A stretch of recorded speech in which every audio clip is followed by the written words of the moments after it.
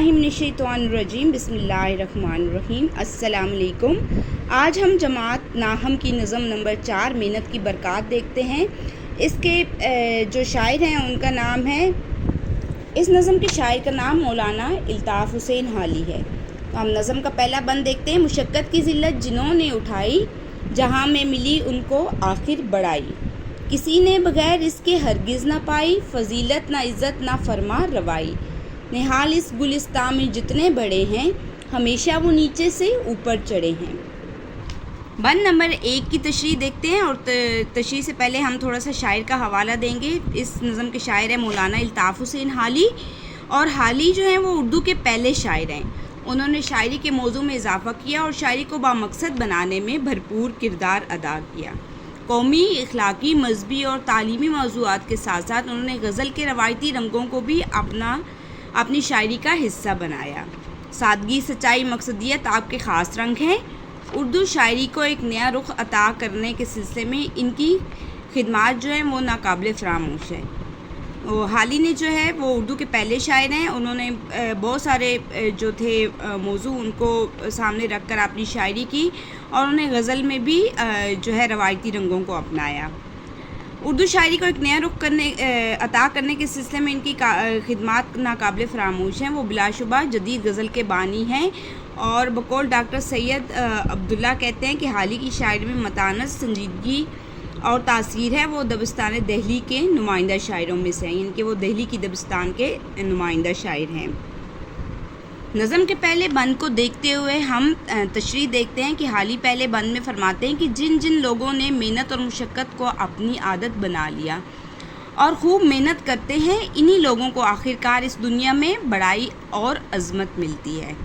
मेहनत के बगैर किसी शख्स ने आज तक ना कभी इज़्ज़त हासिल की और ना ही कभी से कोई फ़जीलत मिली है। यानी कि जिसने भी मेहनत में बुलंद तरीन मकाम पाया है, उसने मेहनत करके ही पाया है, क्योंकि मेहनत के बगैर कोई कामयाबी मुमकिन नहीं है। जैसे कि तालिबा और तालिबात, अगर आप भी जितनी मेहनत करेंगे आपको उतना ही उसका अजर मिलेगा। आपके इम्तिहान में उतने ही अच्छे नंबर आएंगे जितनी आप मेहनत करेंगे। तो यहाँ पे भी यही मुराद लिया जाता है कि मेहनत जो है, मेहनत का फल उन्हीं को अच्छा मिलता है जो मेहनत करते हैं, और ना ही कभी ऐसा शख्स हुक्मरानी हासिल कर पाता है। हाली फरमाते हैं कि इस बाग में जितने भी पौधे हैं वो सब आहिस्ता आहिस्ता परवान चढ़े हैं। और पौधों से क्या मुराद है? मतलब ये कि इस दुनिया की जितने भी इंसान हैं वो तरक्की करके आला ओहदों पर पहुंचते हैं, तो वो उनकी मेहनत और समर का ही नतीजा है। नज़म का बंद नंबर 2 देखते हैं। नबू नस्र था नौ में हमसे बाला, न था अबू अली को जहाँ से निराला। तबीयत को बचपन से मेहनत में डाला, हुए इसलिए साहिबे कदर वाला। अगर फ़िक्र कस्बे हुनर तुमको भी हो, तुम ही फिर अबू नस्र और बू अली हो। हाली इस बंद में फरमाते हैं कि बू नस्र, जिनका पूरा नाम शेख अबू नस्र अब्दुल्ला बिन अली सिराज तूसी है, हमारे जैसा ही एक इंसान था।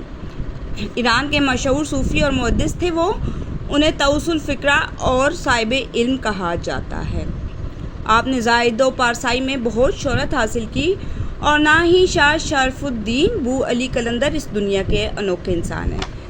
तो यहाँ पर शायर ने अबू नस्र अब्दुल्ला और शाह शरफुद्दीन बू अली कलंदर की मिसाल दी है कि वो भी कोई अनोखे इंसान नहीं थे। उन्होंने भी जो शोहरत हासिल की, इसमें उन्होंने मेहनत हासिल की। और शाह शरफुद्दीन कौन थे? जो कि हदीस, फ़िक़्ह, सर्फ़ व नहव, तफ़सीर में आला काबिलियत के हामिल थे। अरबी और फ़ारसी ज़बान में इनको अबूर हासिल था। आप तहसील इल्म से फ़ारिग़ होकर रुश्द व हिदायत में मशगूल हो गए। दिल्ली के हुक्मरान अलाउद्दीन खिलजी और जलालुद्दीन खिलजी आपके मुरीद थे। यानी कि ये जो दिल्ली के हुक्मरान थे अलाउद्दीन खिलजी और जलालुद्दीन खिलजी, ये भी आपके मुरीद थे। तो उन्होंने भी जो मकाम अपना हासिल किया था, कोई वो अनोखे नहीं थे, वो भी आप ही की तरह इंसान थे। हाली कहते हैं कि ये दोनों नामवर हस्तियाँ कौन सी वाली? वो बू नस्र और बू अली जो हैं, ये दोनों नामवर जो हस्तियाँ हैं इसलिए मौज़ूब मारूफ़ हुई क्योंकि उन्होंने बचपन ही से मेहनत को अपना शार बनाया। मेहनत करने वाले इंसान ज़िंदगी के हर मैदान में कामयाब व कामरान होते हैं। दुनिया में जितने अशख़ास बुलंदी पर पहुँचे हैं वो अपनी मेहनत और बेशुमार सख्तियाँ झेल कर ہی اس قابل ہوئے ہیں کہ عزت و عظمت اور ناموری کے پرچم کو چھو سکیں۔ تو یعنی کہ شاعر کی مراد یہ ہے کہ جس نے بھی بلندی کا مقام حاصل کیا اس نے کہ وہ اپنے جو ہے بلندی کے پرچم کو چھو سکے، تو انہوں نے سب سے پہلے محنت کی ہے۔ شاعر کہتا ہے کہ اگر تمہارے اندر بھی محنت و مشقت کرنے کا جذبہ موجود ہے تو تم بھی خود کو بو نصر بو علی سینا سے کم نہ سمجھو۔ دنیا میں محنت کے بغیر کوئی بھی عزت و تکریم حاصل نہیں کر سکتا، صرف محنتی شخص ہی پستی سے بلندی کا سفر طے کر لیتا ہے۔ شاعر نے کیا خوب کہا ہے، وہی لوگ پاتے ہیں عزت زیادہ جو دنیا میں کرتے ہیں محنت زیادہ۔ تو جب آپ شعر کی تشریح کرتے ہیں تو آپ کو اس سے ریلیٹڈ اس بند سے ریلیٹڈ کوئی بھی شعر یاد ہو تو آپ لکھ سکتے ہیں، جس سے آپ کے زیادہ مارکس آ سکیں۔ تو بیٹے جیسے آپ لوگ اگر امتحان میں محنت نہیں کرتے تو بچے کچھ فیل ہو جاتے ہیں، کم نمبر آتے ہیں، سپلیاں آ جاتی ہیں، تو یہ سب آپ کی محنت کا نتیجہ ہے۔ آپ جتنی محنت کرو گے اتنا ہی آپ پھل پاؤ گے، اور وہ جو بہت زیادہ محنت کرتے ہیں وہ پھر بہت زیادہ اس کا صلہ بھی پا لیتے ہیں۔ محنت کی برکات نظم کا بند نمبر 3 دیکھتے ہیں۔ اسی طرح یہاں اہل ہمت ہیں جتنے، کمر بستہ ہیں کام پر اپنے اپنے، جہاں کی ہے سب دھوم دھام ان کے دم سے، فقیر اور غنی سب طفیلی ہیں ان کے، غیر ان کے بے ساز و سماں تھی مجلس، نہ ہوتے اگر یہ تو ویران تھی مجلس۔ حالی کہتے ہیں کہ دنیا میں محنت کے بغیر کوئی انسان ترقی کی راہ پر گامزن نہیں ہو سکتا اور نہ ہی عزت و تکریم حاصل کر سکتا ہے، کیونکہ چھوٹے پودے بڑے ہو کر تناور درخت بن جاتے ہیں۔ اسی طرح محنتی شخص پستی سے بلندی کا سفر طے کر لیتا ہے۔ وہ کہتے ہیں کہ اس دنیا میں جتنے بھی محنتی لوگ ہیں سب اپنے اپنے کام میں محنت کر رہے ہیں۔ اس دنیا کی رونقیں اس طرح کے محنتی لوگوں کے دم سے ہیں۔ اسی دنیا میں جتنے بھی مفلس، فقیر، امیر اور مالدار لوگ ہیں سب ان محنتی لوگوں کے ذریعے سے ہی اپنی تمام تر ضروریات پوری کرتے ہیں۔ شاعر کہتا ہے کہ رات و دن کی کوششوں اور محنتوں سے ہی انسان نے مختلف ایجادات کی ہیں۔